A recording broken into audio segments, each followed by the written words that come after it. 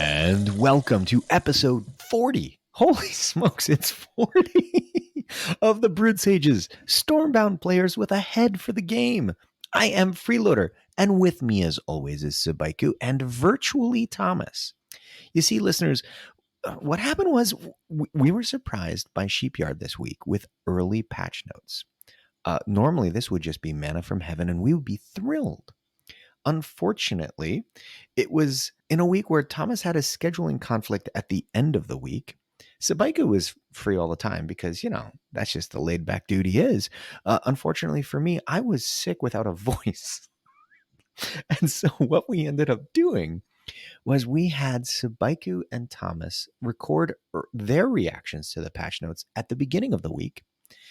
And then what you're hearing now is a blend of both that conversation and then my reaction, along with some conversation with Sabaiku, who's still here with me, after the fact. Sabaiku, how is it going tonight? Fantastic. Anyway, we are the Brewed Sages, easily the second best Stormbound related podcast in production. And as a reminder, you can always follow us at Brewed Sages on Twitter. Or for all of you who got on the floor to walk that dinosaur, our email address is thebrewedsages@gmail.com. Okay, so why don't the two of you get into it now? Welcome to the Brewed Sages episode 40, sort of. This is Subaiku here with Thomas the Train. We're without Freeloader tonight. He's a little bit under the weather and doesn't have much of a voice to talk with. So we're approaching this episode a little bit differently. I will be talking through the patch notes with Thomas, and we'll be going through and giving our opinion on them, and then we'll be going back and hearing from Freeloader afterward. So with that in mind, Thomas, how are you doing tonight? Doing pretty all right. Great. Let's dive in. All right, starting up with the balance changes. Stoic Protectors is the first one up. At level 5, it's going to have 8 power and movement 1, just like a lot of the other 4 mana cards in the game. And now the ability is going to be at the beginning of turn, essentially, as soon as it or before movement.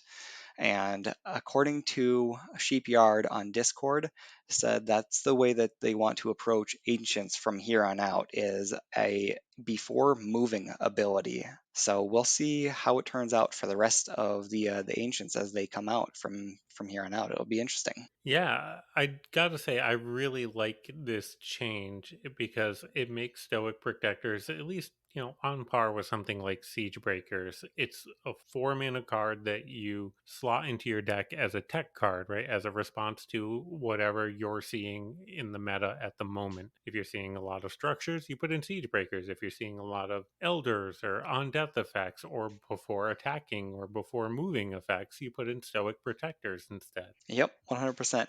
The only thing that sucks is now we've got a whole bunch of tech cards like in this 4 mana slot, but where's just our average general good go to?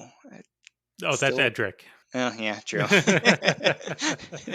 No, I agree with you. 4 mana seems to be where they've zeroed in on the tech card slot, right? Beasts of Terror if you want AoE, Siege Breakers if you want anti-structure, Stoic Protectors, Gold Grubbers if you want faster cycling or Pirate Synergy, Edric if you're worried about a wide board but you don't necessarily want the faction-specific effect of Beasts of Terror, right? Like all of these 4 mana cards, there's a lot of competition for It's getting yeah. it's getting pretty ridiculous. Except also have to just point out that only Winter and Swarm seems to be caring about these because Ironclad and Shadowfen already have their 4 mana slot pretty well filled out.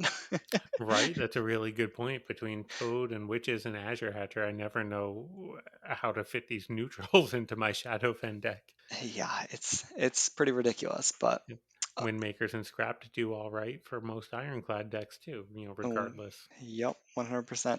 So yeah, so it'll be interesting. I probably will play it in some small amount of decks. I don't think it's still going to be enough to be seeing a whole lot of play, but it will be there. Yeah, it really depends on the meta, how useful this is. Like, if your opponent is playing Hairy Chestnuts, this is going to feel great. If your opponent is playing Shady Ghoul, it's pretty good. If your opponent is just playing a bunch of vanilla units, it's entirely useless. Hmm.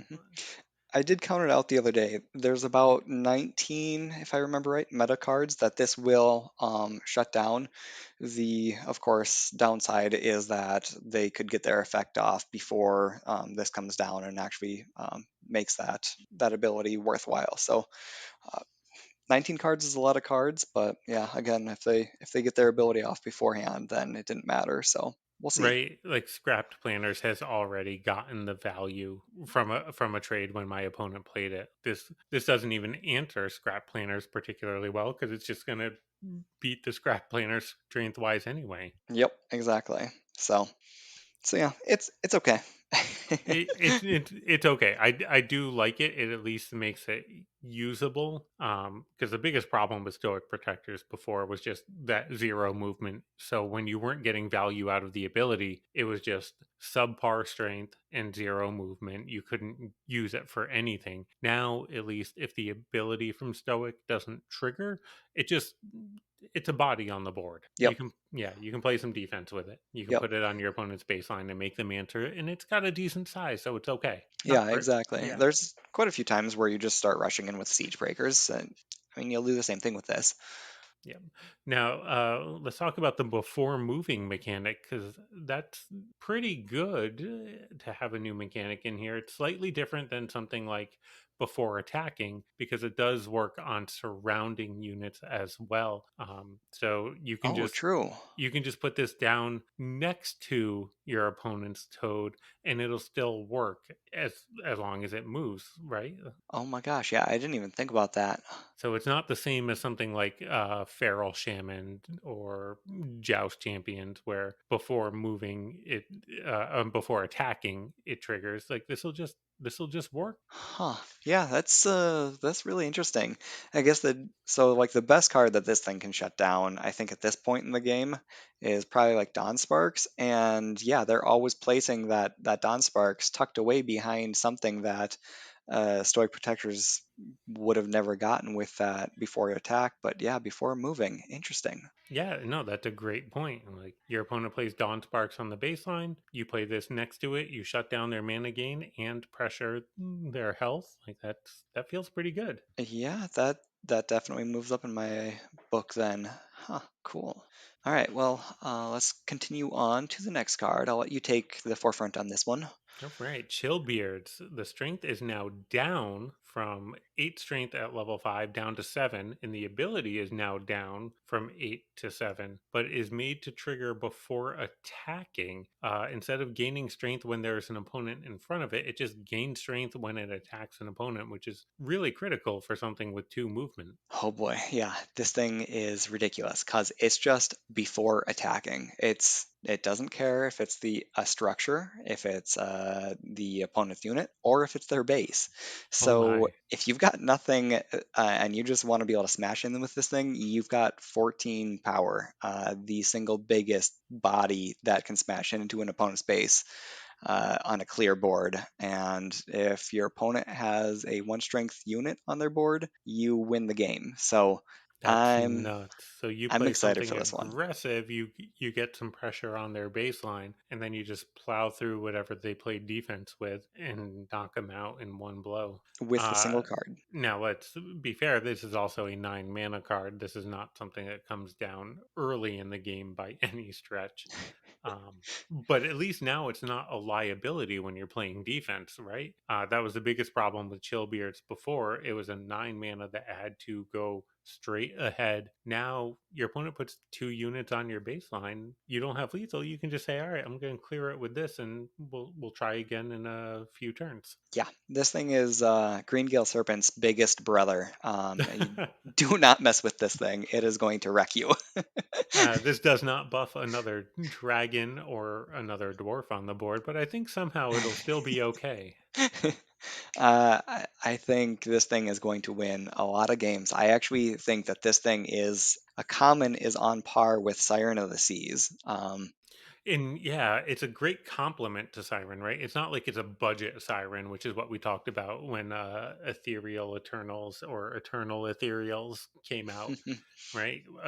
That was an expensive 3 movement card that can still do a ton of damage, but it's not Mhm, quite the same ability of Siren. This is not quite the same ability as Siren, but it's a very different niche that it fills. Siren is great for clearing out large units or mhm. striking from across the board. This is great for clearing out small units because it leaves a huge chillbeards behind.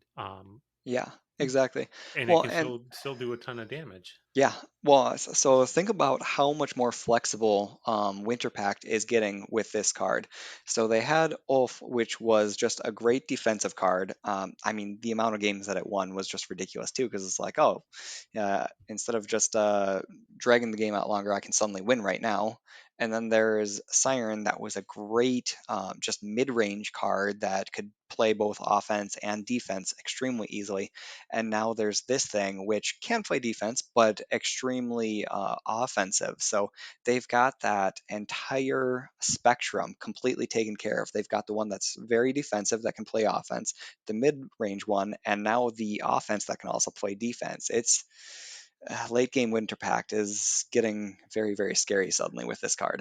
Late game Winter Pact is already very scary. This just makes it worse. Yeah, exactly. So Yeah. Yeah, yeah. it'll be fun to play with this for sure. I've been playing a lot of relatively low mana curve Winter Pact with no gift, trying to play Rush, and this is maybe a really good replacement for Hearthguards. Like Hearthguards to get 14 damage is dependent on having a structure on the board. The lowest cost for Hearthguards is 9 already. The lowest cost for Hearthguards plus a structure is 9 already. This Hmm. is already 9 mana and just does it without any conditions. All you have to do is just be on the board. Yeah, 100%. All right, let's move on to Ludic Matriarchs. So Yeah. So Ludic is essentially the same thing. It looks like they're just cleaning up the wording. So before you had to play it bordering exactly one friendly dragon. I don't think I've ever seen anyone accidentally play it against two, because I guess maybe everyone does actually read the cards, which I need to get better at. But now you can just play it bordering a friendly dragon, and it'll still do its spawn. It randomly chooses which one is my assumption, and spawn the tokens against the one friendly dragon that it chose at random. Yeah, does this make this more playable to you?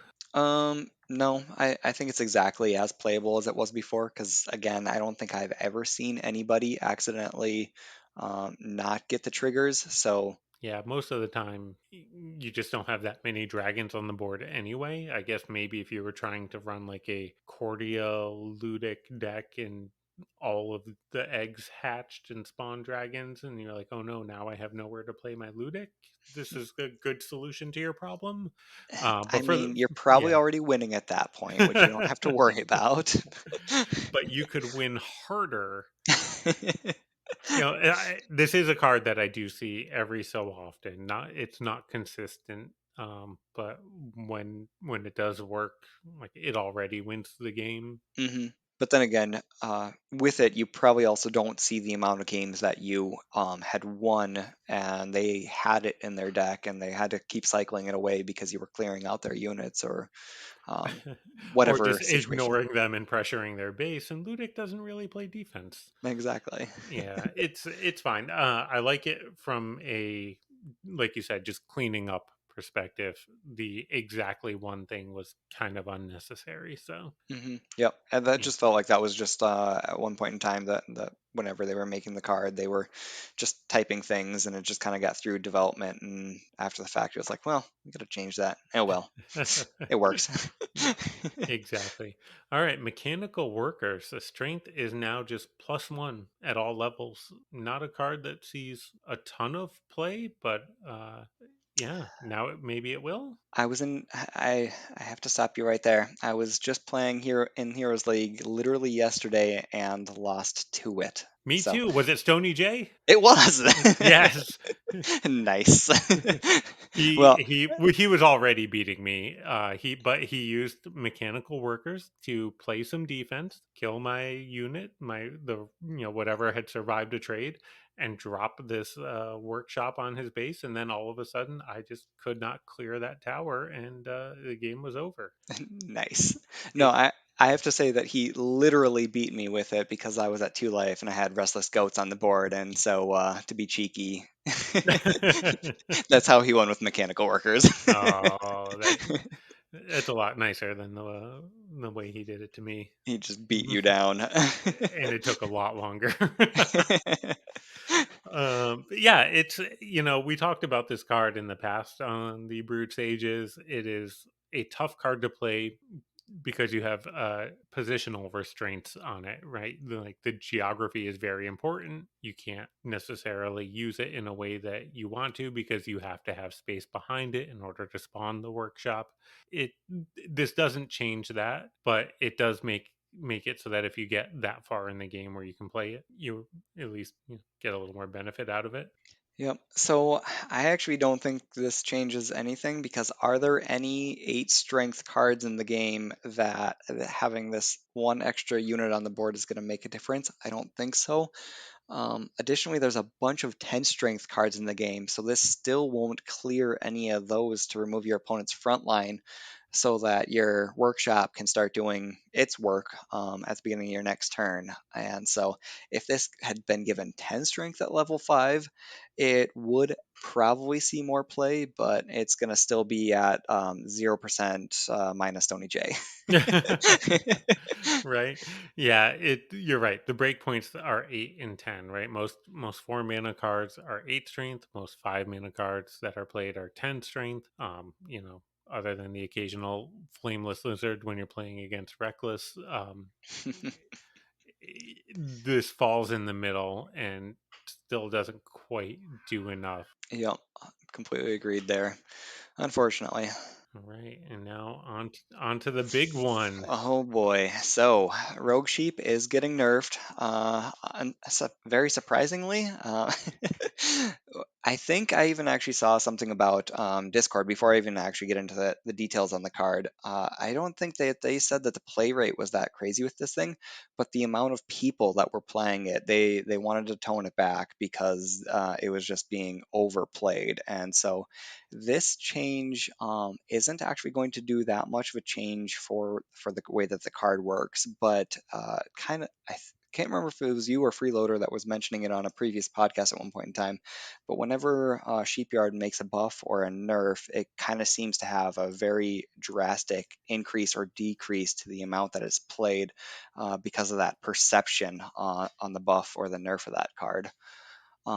But yeah, Exactly. Yeah. so anyway, so the card is mostly the same, minus the difference that if you only get the mana discount if you have a pirate in hand after drawing the cards from your opponent's hand. So even if you had nothing in your hand, no pirates in your hand, and you drew up to the 3 cards and you scored a pirate off your opponent, then you do get that 1 mana discount. Oh, sorry. I Yeah. actually did forget. You also only get non-pirates. Oh, you only get non-pirates from their hand. I just solved my own dilemma. Yep. So this is an elegant way to make sure that the sheep cannot copy the sheep anymore. It Well, also lets you counter your opponent playing sheep by playing an all pirate deck. huh, yeah, interesting. No, but what I just realized is that if you can't get pirates from your opponent's hand, then you have to have a pirate in your hand when you play sheep to be able to get that mana discount from the Yep. cards that you're about to draw. Yep. So it becomes a deck building exercise of which pirates do you want in your deck? How many do you feel like you need in order to consistently trigger the sheep's ability? And then it also becomes a cycling challenge, trying to work to make sure that you have the pirate in hand with the sheep. But also, it has to be late enough in the game that you have enough mana to clear out the other cards in your hand, right? Like First Mutineer is a great way to clear out more room in your hand so that the sheep draws cards cards from your opponent. But if First Mutineer is the only other pirate in your hand, you can't play it first because you really want that mana discount. Yeah, exactly. Huh. So yeah, this might be, it's fine. It's fine, right? And that's where I end up too.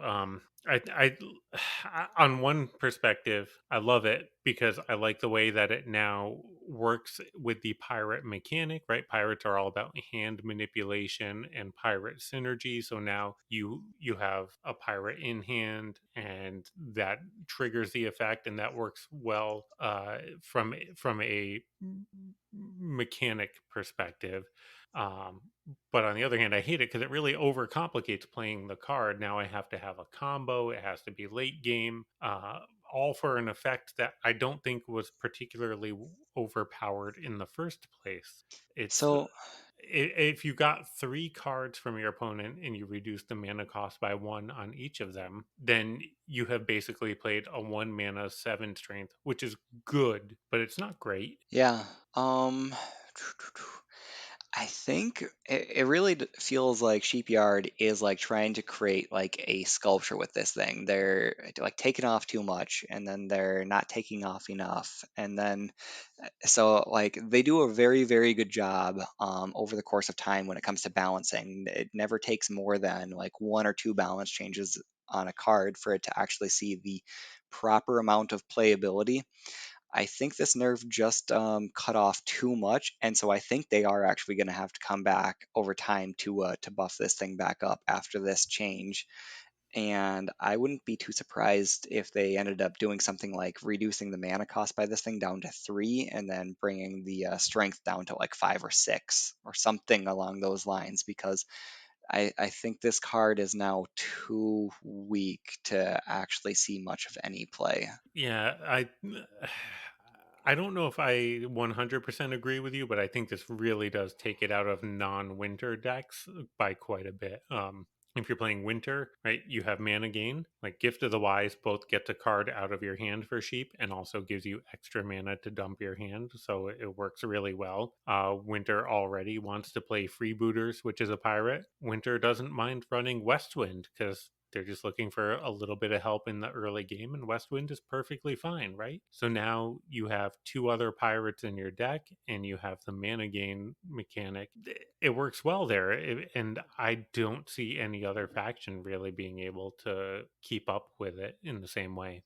Yeah, but so the issue like that you just mentioned, even though like yeah, Winter can play those 2 other cards, they're not very powerful, and so you are already losing a lot by playing them to also have this. And so your competitive level, your deck is going down very considerably on a card that is already fine and getting worse. Yeah, that's a fair point. It really is. Plus, if you have freebooters, you don't need this, right? Like Exactly. Well, and then you'd if also you play have to have. gift and your hand is freebooters and rogue sheep, you're gonna play rogue sheep and then just cycle freebooters away. And Yeah, exactly. Well, and then you'd also have to keep that freebooter in hand when you're playing this thing. And outside of extremely, extremely late game, nobody has the ability to play 9 cards in a single turn. So it's. that sounds like a challenge. I've done it once, and oh my goodness. If you can stick those Dawn Sparks. Yeah, exactly. If your opponent doesn't play Stoic Protectors. hmm So this almost just feels like this is just an appeal to probably the majority of the player base that was sick of seeing Rogue Sheep every single game, and getting away from that rather than the players that are playing as competitively as they possibly can. Now, Brajoda did say on Discord that Sheepyard's data showed that it was a little too strong. Oh, okay. I think the phrase that he said was somewhere between pre-nerf MERS and pre-nerf Ubis in terms of win rate. Oh, wow. Okay. So that those were both cards that we feel got justifiably nerfed. Yep. 100% So agree. apparently, this is deserving from a win rate perspective, also. Interesting. Okay, I But never saw that comment. So yeah, thank you yeah, for that. That makes more sense now. it does, and it's still. I think more of an overreaction to the complaints on Reddit,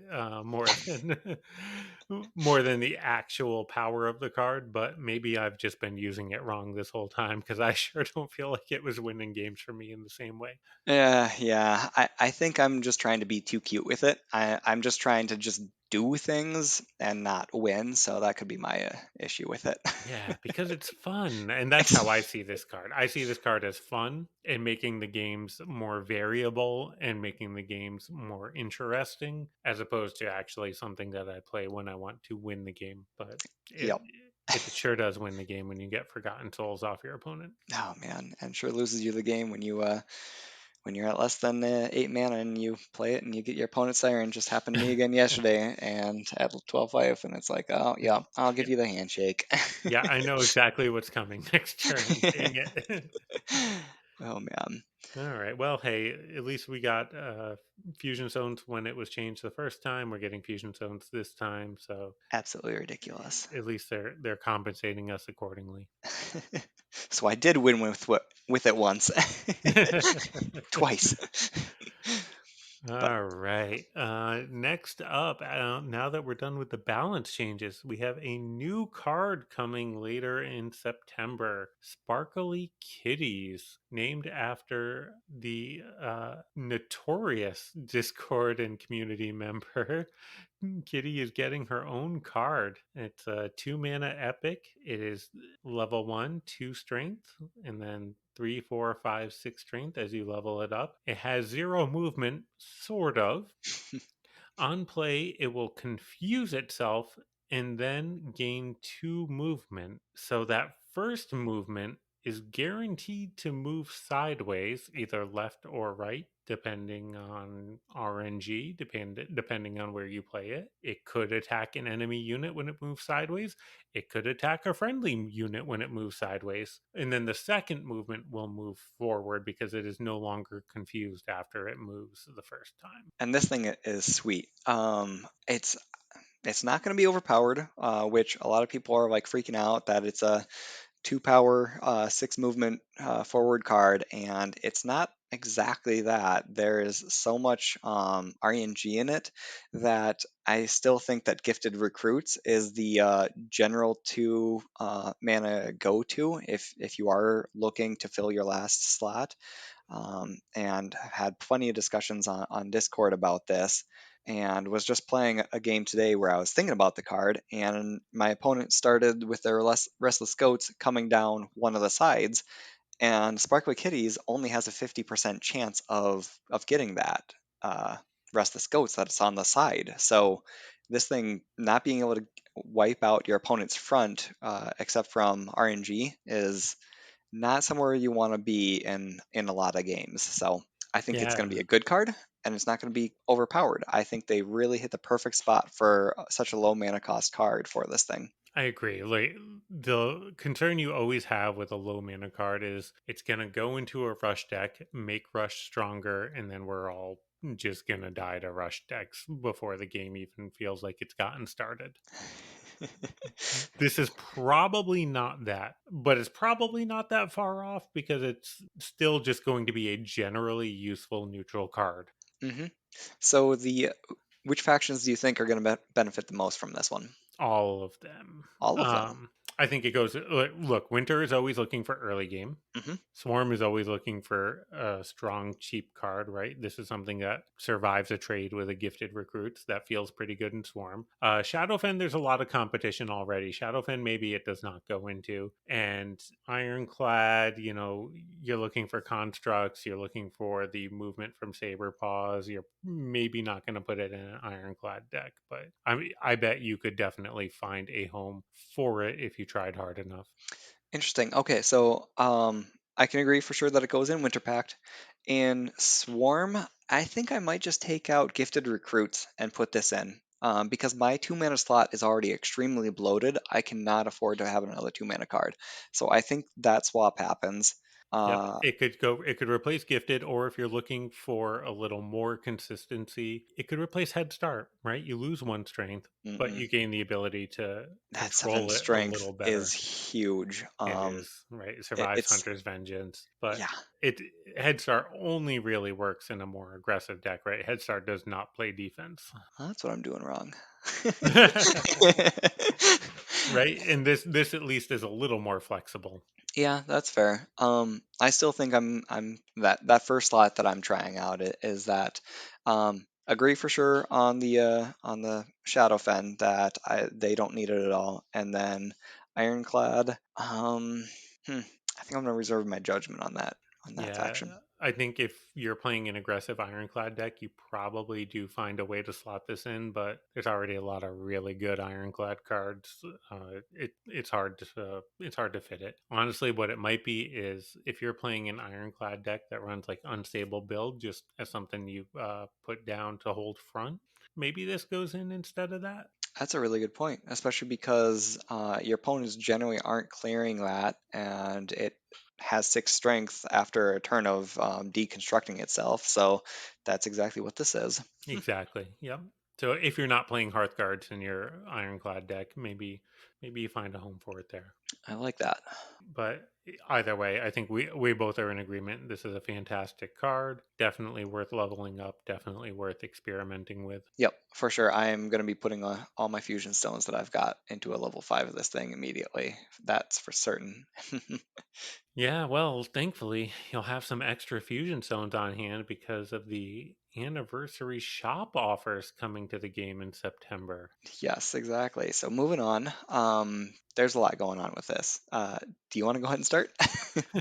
So, for background, for anyone that doesn't know, September 18th is the anniversary of the release of Stormbound. It has been celebrated, to my understanding, every year since the first anniversary. In this particular case, we're going to be getting some rewards just for logging in, which feels great. All the coins that you win will be doubled between September 17th and September 20th, excepting those coming from quests. So the coins from Brawl, the victory coins from Ladder, that'll all be doubled, and the coin cap will be doubled in the same way. So really a great few days for resource generation. If you're trying to get some coins to level up some cards, just play some games then. And then the most desired outcome here, the one that everybody is looking for, the anticipation for all books containing extra cards. Any book that normally holds 3 cards will give 4. Any book that usually contains 6 cards will yield 8. So if you buy a Mythic Tome, instead of getting 6 shots at a legend, you're going to get 8 shots. That feels real good. That's a 33% bonus. Whatever you got for savings, that's the time to spend them. So you've got one entire month starting now. So listen to us because this is the time to spend it. Yeah, definitely hold on to those rubies for a few weeks if you haven't been saving already. And maybe you'll take your cheapened brawl and try to win some more rubies during that time. Uh, the brawl will be 50% off on September 16th. All 3 brawls, I should say, will be 50% off. And if you have the premium pass, you'll get your usual discount on top of that. It's going to be a really great time to play brawl and try to win some additional resources there. Absolutely. If you can start saving now and you play a decent amount of games every single day, you should have enough by a month from now to be able to hit the cap in every single one. So, Oh gosh, that's so much time. hey, it's an entire month. You've got the time to do it. Oh, you mean to play all 3 of them? I mean, to Yeah, play all good 3, point. jam all those games into just a few days. That's 50 wins in each brawl is Well, without any losses. I, generally, most places of employment allow you to take your time off 3 weeks in advance. So there you go. If you have free time off. I want to note that we do not advocate spending your time off on Stormbound playing, but if you do it, great job. You're a hero to us all. Yeah, I was just kidding. Do not do that. All right. Um, We also have some shop offers. We're not going to go through each one point by point. They are $5, $20, $50, and $100 packs. They are some of the most efficient uses of your real life money to get in game resources that we have seen. You can buy coins and tomes, although the $100 offer also is 50 fusion tomes to go along with your coins and tomes. Really, the important thing to note here, the packs that have mythic, heroic, or classic tomes will give 6 cards, not 8. 8 cards are only for the packs that you buy with rubies. That is correct. So even though it only has the 6 rather than the 8, I did the math, and on the $100 package, that is equivalent to 3,300 rubies, which is not bad. If you take a look at the current conversion rate you get for the $100 package on just buying the rubies right now, it's 1,500 rubies. So you essentially get that amount for like $50 effectively, and all the previous packages are right around that mark. So take that for what you will. That in comparison to the current offers, these ones are much better bang for the buck. Absolutely. What is, at least by my calculations, a little better bang for your buck is every ruby bundle will just yield double the original amount of rubies. This is actually a one time offer for each ruby bundle and will last forever until you buy it. But this is the only time where you can get extra books out of the packs. So this is the only time where it is the most efficient use of your spending that we have ever seen in Stormbound. You know, you buy $100 worth of rubies and turn that all into classic, heroic, or mythic tomes, or any combination thereof. It's just a little bit better, at least by my calculations, than spending $100 on the birthday pack. Yes, technically it is if you are going to go that Ruby pack, but that would also require, yeah, you to spend all of them on those books right here and now, rather than thinking that you may want to wait a while. Yep. Yep, but I am still thinking about how I am going to spend during the anniversary event, and I will probably do it that way. Buy some rubies and turn the rubies into packs and get the extra cards out of it. Feels more fun that way, if nothing else. Opening packs is always so much fun. It's so gratifying. I haven't done it in so long. I've been saving. Yep, which I've done the math so many times, so many ways that if your collection is less than 90%, then just keep opening packs. You get that feel good of opening a pack, but it's also one of your more efficient ways of spending your resources. But that is a broad way to expand your collection. It's not targeted, right? If you want a specific card, it's not really going to help you with that. The only way to get a specific card is to buy it in the shop. And let's segue from there into the 3 neat little quality of life improvements. Number 1 on my list, the shop refresh. It'll be possible to re-roll the offers from the card shop by watching an ad, or if you have a premium pass, just refresh it. If you buy a card, it won't get refreshed, but you can refresh everything else in there once a day. It just gives you twice as many chances at getting a card that you want to level up. Yep, which I like that one. Unfortunately, I only have a few cards left to level up, so it won't make too much of a difference for me. The one I'm excited for is just being able to see the upcoming brawls. So we're able to see up to a week in advance what the next brawl is coming up next week to better prepare for what we're about to get ourselves into. Yeah, that just a little bit of planning helps a lot. Just make your decks the day before. Check the Yep. Discord and do a little research if you're planning on going deep. Or maybe you say, "Oh no, upcoming is the Elder Brawl and my elders are all low level. I'm just not even going to bother trying this time." Yeah, exactly. Alleviate some of that stress from trying to hoard your resources over the course of the week to for the brawl playing. And then the last one, the search bar that comes standard at stormbound-kitty.com, will be implemented into the game in the collection screen and the deck building screens. It's just a little search bar to filter the cards by name, filter them by ability, filter them by type of card, so you can get those, find the cards a little bit faster, get those decks together. And maybe you're thinking, oh, I need to play the Elder Brawl. Oh, I forgot all about Beard of Crowglyph. I would have put that in if I'd known. Well, now you just search by Elder and it'll be there and you'll know. Yep. Yeah, this one, for something that's so seemingly small, it's really nice to have small updates like this. Like, you don't realize what you want until you have it, and to me, that's totally what this thing is. This is definitely the best quality of life improvement. Just, okay, it's the dwarf brawl, let me just search for dwarf. Okay, slide all these into my deck. Now let me X out of that and figure out what else I need to do here. Yeah, it's gonna help out quite a bit. Yep, for sure. Just these little bits of polish that Sheepyard keeps adding to the game. That's what actually feels like progress more than even more than the new cards. Yep. Yeah, so let's talk about the timing of this. The offers in the shop will be introduced on September 13th and will last for a week. The brawl starts on September 16th, and the coin cap doubling and the victory coins doubling and the book offers are the 17th to the 20th. So we got about a week of anniversary events. And then the new card, the Sparkly Kitties, comes out afterward on September 23rd.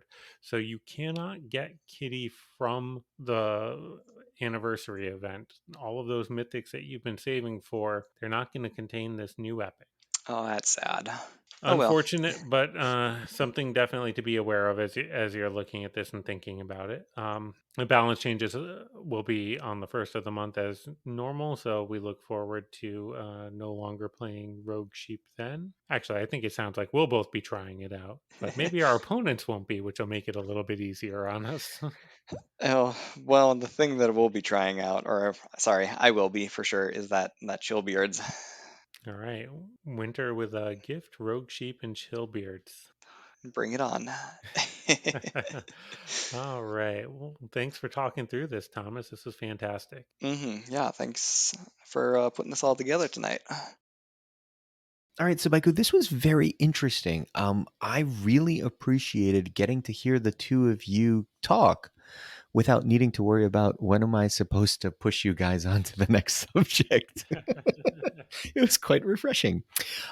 There were some points that listening to it, I thought maybe I could add a little bit to it. And so why don't we do that now? Absolutely. The conversation around Stoic, I thought was fantastic. I think it's exactly right to compare it to Siege Breakers and even to the 4-mana dragon that I'm drawing a blank on Beast right of now. Terror. Beast of Terror. All right, I want to call it bot every time, and I know it's not bot. I think those are appropriate because it seems like Sheepyard really wants to put the 4-mana slot as the neutral tech card, right? You need silence, you put that in. You need, to your point about racial AoE, you got that. You got tower problems. None of those cards are particularly good cards to play in general. They are fantastic cards to play when the meta tilts towards Cordia, then you want Siege Breakers. When it tilts towards Satyr Swarm, then you want Beasts of Terror. When it tilts now towards, like, for example, not Cordia, the other one. Bragda? Bragda, yes, thank you. Bragda or other elders, right? Like Bragda's, in my mind at least, the most commonly seen elder now. Until somebody makes chestnuts great again. But in general, like a Bragda deck, for example, might be the kind of meta where you say, you know what, we need to bring in Stoic Protectors. To your point, however, one of the problems with elders is that a lot of elders, because it's upon receiving damage, you play it and you hit end turn and you get the value already. I think it's a good idea, however, that Sheepyard is putting forth here, which is these are underpowered 4-drops that serve specific use in an exacting meta. The rest of the time, however, you don't want to be playing these neutral 4-drops. You want to be playing the power 4-drops from your faction. And you guys did a great job, I thought, of mentioning, Toad and Witches. Even Azure is very good. You've got Scrap Planners. You've got Wind Makers if you want to go that direction. Even Finite Loopers is fairly interesting. You did fail to mention Giovanna and Mistwives, which, considering that's your main deck right now, I was a little surprised. No, that's fair. And the way that I see it, Giovanna and Mistwives are cards that require support, right? Like Toad, you can just put down on a board with units. Toad is Yes. almost guaranteed to get some value to do some work for you. Mm-hmm. Giovanna, you need Icicle Burst or Frost Hexers in order to get value from Giovanna. Fair enough. Mistwives isn't really a 4-mana card. It's a minimum of 5 mana to play it if you're including the requirement of having a unit to proc it. That's fair. I don't normally struggle to have a unit to proc it when I have it on 4. However, I would also point out that it's not always playing on curve that is the most important. Those powerful 4-mana cards are often equally as powerful when played on 6 with a 2-drop. That's fair. All of those powerful 4-mana cards you mentioned are very situational cards, especially all these neutral cards. They're very situational, and saving it for the right time is way more important than just jamming it down on the board. Mistwives is not exactly like that. Mistwives is just a big body. Mistwives, they are thick wives. They are just out there to hold your front, delete the enemy unit that cost, like it can just trade into a 5-mana unit and you come out ahead there. You do. I do think it's important to note then, if this is where Sheepyard is going with it, which I love from a design standpoint, the idea of neutral 4-drops being things that that every faction, everyone who loves, doesn't matter what faction you love, whatever one you main, when the meta starts turning sour for X, Y, or Z, there's a 4-mana neutral for you to go get. I love that. I agree with that. We didn't dig into it too much, Thomas and I, but I'm glad that you brought it up because really that the 4 mana I think is really the most important part here. Mm-hmm. If this were cheaper, you would just keep it in your deck all the time, right? If Siege Yes. Breakers cost 2 mana and Mistwives were 2 mana, and Stoic was 2 mana, you just throw everything in your deck and you wouldn't worry about what's the right situation or what matchup am I trying to tech against. But because they're 4 and that's relatively expensive, most decks, half of the cards I would say are 3 and under, half of the cards are 4 and over, more or less depending on how aggressive you want to play it. It's just a limited number of slots that you can allocate toward the powerful faction 4-drops along with the generally useful neutral cards. Right, exactly. Yeah. And that's the point that I was trying to make, is just at 4, it becomes the most difficult decision from a deck building standpoint, right? At 3, there's not a lot of powerful 3 cards in the factions. Maybe Greengale Serpents, there's a couple here and there, but for the most part, you could find room for an extra 3-mana neutral that had, pseudo generally useful tech, Sure, yeah, right? absolutely.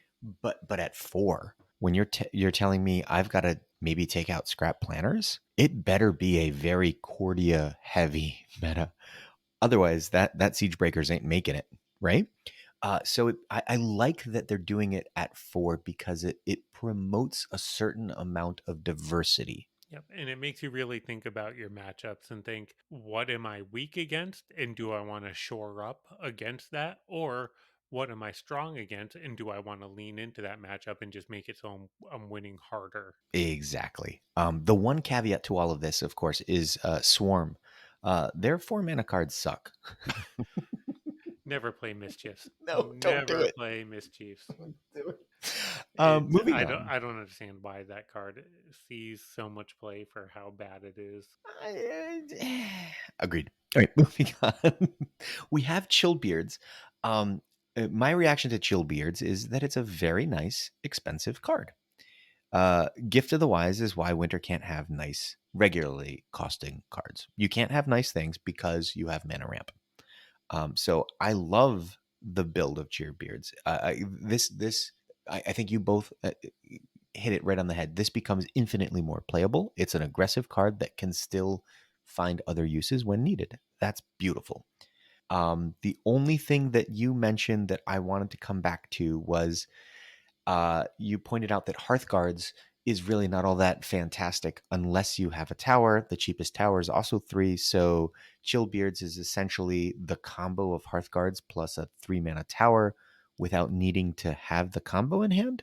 And while Right. that is true, my initial thought is that Winter struggles with early defense. In general, so much of Winter's good cards are so late.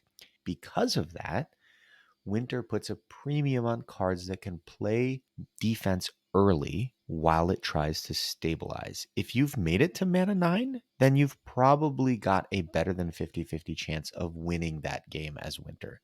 So to me, I would still choose Hearthguards because Hearthguards can play defense on 6 or 7, right? I don't need to find Gift to play Gift into Hearthguards. But Chillbeards, I would, right? Until 9, Chillbeards is actually just a dead card. And I worry that for Winter Pact, especially a Winter Pact deck that's already trying to jam Siren, um, if you're playing Gift, Siren, and Chillbeards, it can be done. But I think Hearthguards might actually just still be a little better.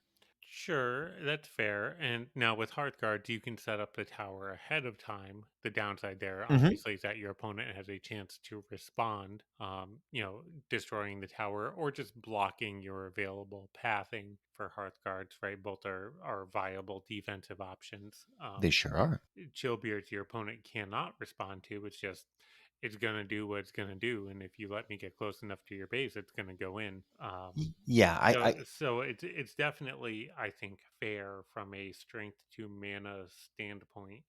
Where Chillbeards really shines is if you're playing aggressively and you force your opponent to defend their baseline and they leave a remnant at their baseline. Now Chillbeards is attacking twice, right? which is Once brutal. into a small unit and once into the base, and that could legitimately OTK your opponent. Yes. No, I totally agree with that. I just think that in general, I'm probably going to want to play either Siren or this. That I don't think I want to put both into the same deck because I work, my biggest fear whenever I play a heavy Winter deck is an opening hand where I've got both 9s, I throw one away and I get gift back. Sure, that's understandable, but there are Siren Ulf winter decks already that are Sure. reasonably prevalent. Like you can go heavy in winter and still make it through if you know what you're doing. And admittedly, sometimes you get a little lucky with your draw. Yeah, but remember that Ulf goes a long way to undoing the damage dealt by bad early hands and slow starts. Neither Siren nor Chillbeards can do that. I think No, Chillbeards undoes all that early damage by killing your opponent in one turn. okay, fair enough. But well, no, because if you're getting overrun, there's no remnant on your opponent's baseline. You're playing Chillbeards to Sure. try to stay alive. You're gonna have to throw the saber paws in with it, I guess. That's There you go. annoying, See, but right. it's Okay, something 11 mana now. something you're gonna have to do. Right. I think I might prefer going Chillbeards and Hearthguards and Ulf, or just Chillbeards and Hearthguards, and hoping that the Hearthguards can help clear the early board enough that I don't need Ulf. But I worry about trying to jam all this into a deck. Yes, there's mana gain in Winter. No, I don't think there's enough. I'm looking forward to the super greedy deck that runs Siren and Ulf and Chillbeards, and I still end up losing to it. Yeah, that's probably true. All right, so moving forward, we have Ludic. Yep, that's a card in the game. The only thought I had about this was when I read the patch notes was I've been playing this game for almost 2 years, maybe over a year and a half. We'll say I've been playing this game for over a year and a half. I have played against a lot of dragon decks. I've played into a lot of decks playing Ludic. I was never aware that this was even a thing. It's never come up. I've never seen my opponent do anything that I thought was weird and not realize why. I didn't know that this needed to be adjusted until this came out. Yeah. Yeah. All right. Moving Yeah. on. Yeah, moving on from that. The last conversation you guys had was about rogue sheep, and I loved this conversation because of a couple of things. One, um, between this conversation and some of the things that Thomas said about Stoic, it's really clear that Sheepyard has their finger on the pulse on power creep. They recognize power creep is a dangerous thing. And I love the fact that they are moving Stoic gently towards playability by making it just like Siege Breakers. I love the fact that they're pushing Rogue Sheep back because it got a little too powerful. I agree with both of you. This is more of a swing than I was anticipating. I think the idea of making it more pirate themed with requiring a card in hand to proc, beautiful. It's right in theme, perfect. Maybe Sheepyard was just trying to reduce the play rate for right now, right? Like as they sometimes do, they just push it, a little underplayed so that they can gently buff it again later. Um, I thought the mana discount was too powerful. I think adding the pirate in hand requirement is perfectly reasonable. I really liked that part of it. Maybe just was drawing 3 cards too much because you have it at level 5. I have it level 4, and I found it rather underwhelming. Yeah, even at level 5, I found it rather underwhelming a lot of the time. It really very much depended on what was in your opponent's hand at the time you played it. Hmm. You lost tempo by playing it. Well, I guess I shouldn't use the past tense. You lose tempo by playing it, right? You're playing at level 5 a 7 strength unit for 4 mana that does not move. We just talked about with Stoic Protectors how bad that is. No, it's not good. So It's you're definitely not relying good. you're relying on the discounted mana to save you from the position that Rogue Sheep puts you in the first place. Now, if you actually can take advantage of all of those cards and all of those mana discounts, then you essentially played a 1 mana 7/0, which is great, right? Like if that were a card, Is it if great or is it just better than average? yeah, that's fair. It's still not great because it still doesn't move and do anything on that turn, Right. right? If Ebonrock costs 1 mana, you'd see it more often, but nobody would be like, "Man, I can't believe I lost a Fort of Ebonrock." No, it would be the Fort Tonic that's played right next to it. I'll tell you Right, and that. that's what it comes down to. It just comes down to the other cards that are in your hand, the other cards you draw from it. Now, super late game or moderately late game with mana acceleration in winter is when it really shines because then it really is a 1 mana 7/0 that gives you additional cards that you can play. And that's where it becomes really good if the game goes on that long. Yeah, no, right. So, my initial thought to Rogue Sheep when we started playing it was that it was kind of like MERS in that it was a tempo loss. And so while it seems like the cards it's giving you, in the case of MERS, the free token, and in this case, the mana reduced, that seems really good. The fact of the matter is, it dang well better be because the tempo loss of playing the initial body is not good. Like Exactly. you need that. You need that just to kind of get back up to par. I think that the MERS analogy is a great one. And that's, like I said, with Thomas, that's a discussion that Prajoja had on Discord. He said it's kind of, pre-nerf MERS, pre-nerf Ubis power level, which is, it's good enough, right? Like I'm really surprised by that. it's very good, apparently. But So I he sure didn't didn't have that say, kind of success with it. right. He didn't say in what leagues it was sort of peaking its power level. And based on my experience coming up through the ranks, I found now when you and I had to battle our way up to diamond, things like Toxic Sacrifice and Rain of Frogs could be 1 mana when you got them up to level 5. We didn't have that.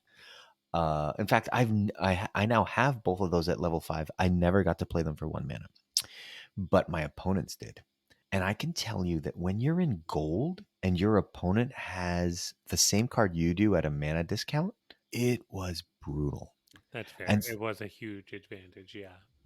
and so I'm wondering if was Sheepyard making this change, this big swing, under the sort of explanation of its power levels a little too high?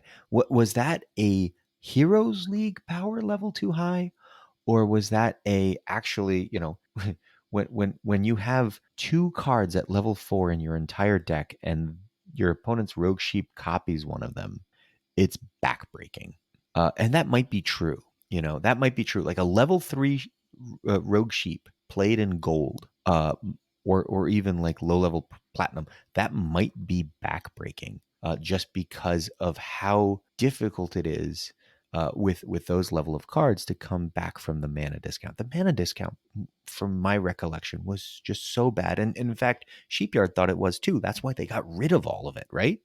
Yeah, that's fair. I will say in the Heroes League, the decks that I play against that run Rogue Sheep, I haven't been playing it much in Heroes personally. Mm-hmm. But the decks that I play against that have it are mostly designed to go late game, and it does give them a pretty significant advantage when it does go that late. Right.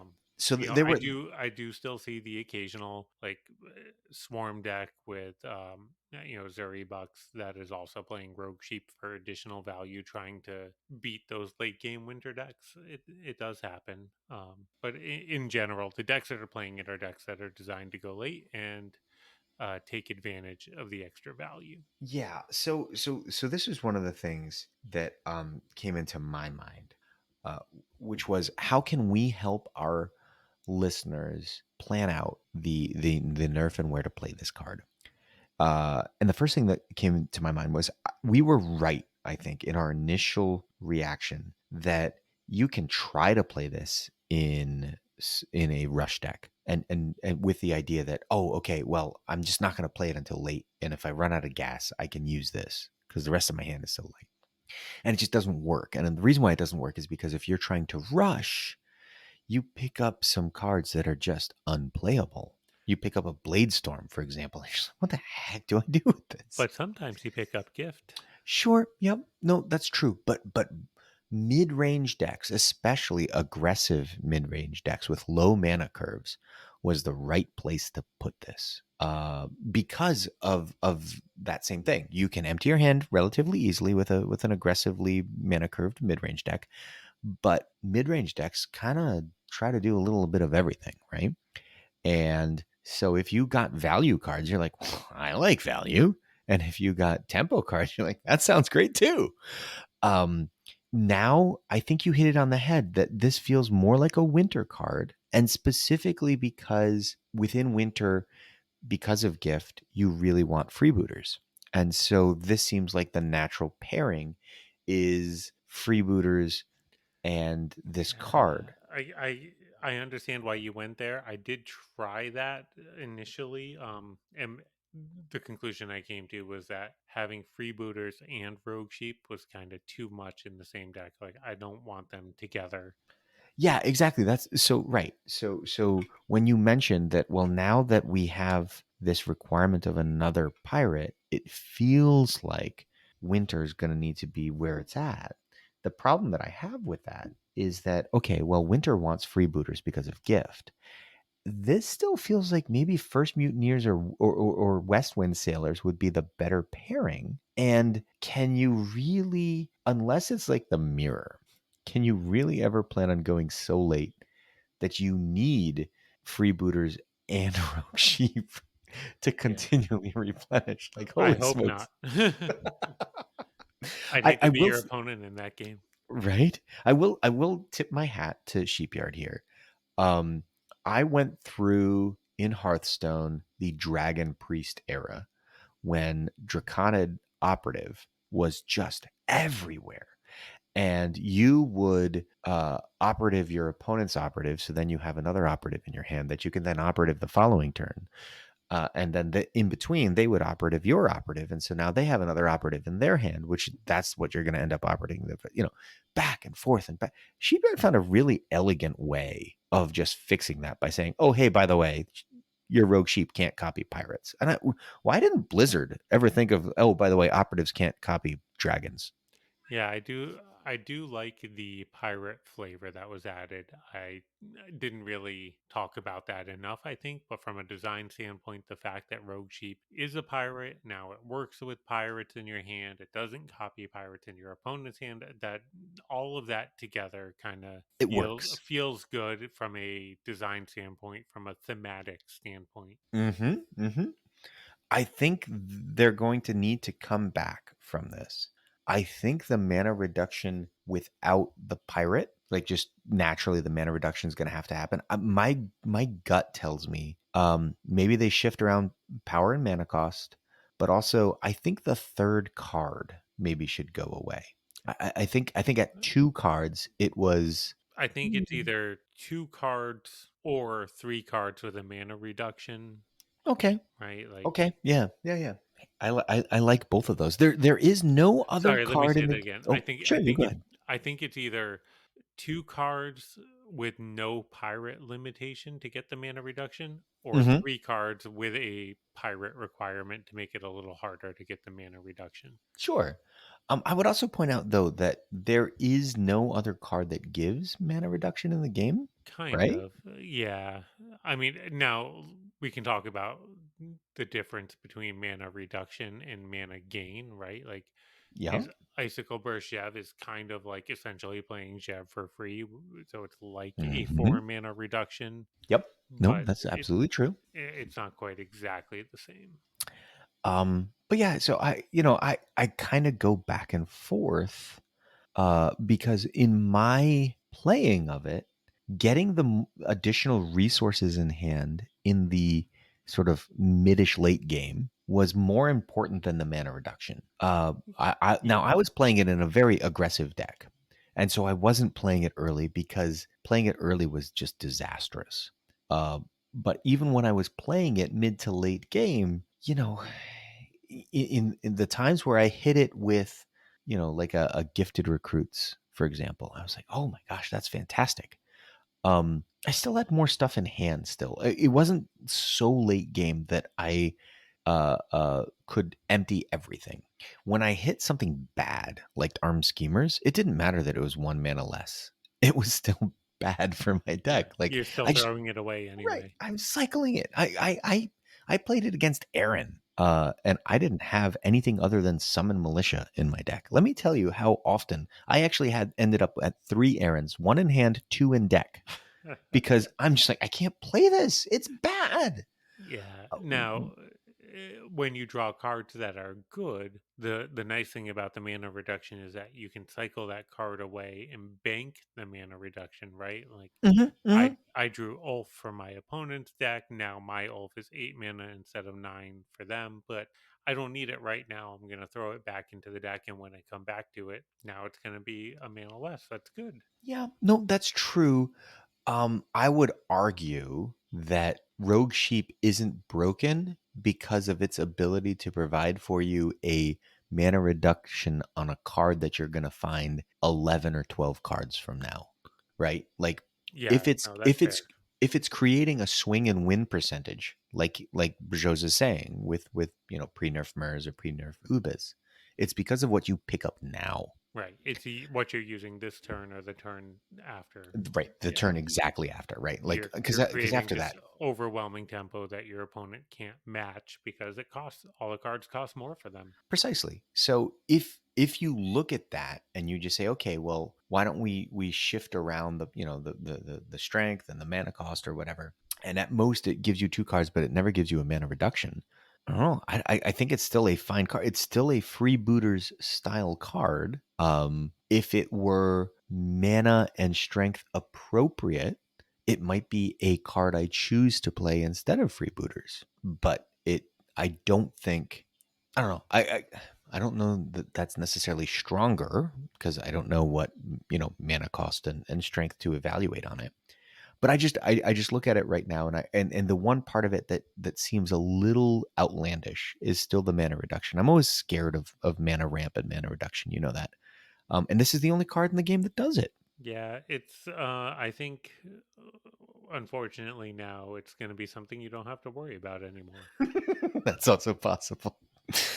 In All right. Well, a couple more days, you're not going. I suspect you're really not going to see it anymore, except for in winter decks designed to go very late.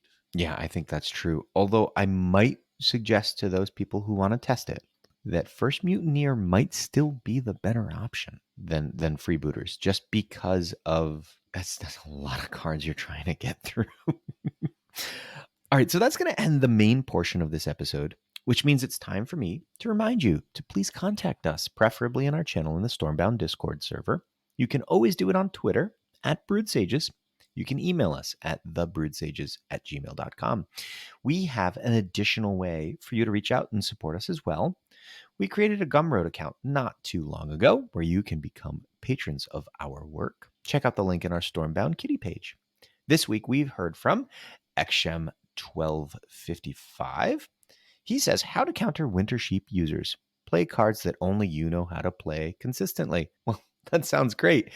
Coming from the person who's the premier Temple of Space user in the game, that sounds brilliant. Unfortunately for me, I don't know how to play anything consistently. Also, great podcast. I've been listening since I want to hear the meta status on higher leagues. I'm still a plat player, so keep it up. Eksham, thank you very much. We will endeavor to do so. Ubermensch says no cup filling sound effect? Almost feels unnatural. Sabaiku? Sorry, I missed 1 out of 39. Come on.